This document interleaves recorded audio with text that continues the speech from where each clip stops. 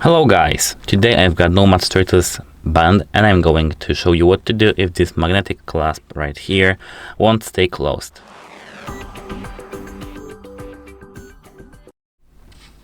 Here we've got it zoomed in. Let me take this Apple Watch from here. So the first thing, you need to clean this stuff.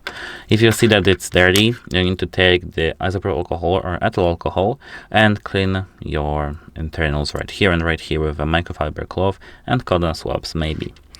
Then you need to just snap it together like this. After cleaning, it should be snapped right here.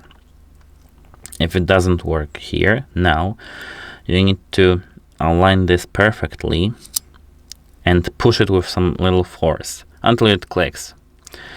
It may be at the dirt, so you need to take a look with your flashlight in there, over here and over here, and you need to take a look if any of these buttons is stuck.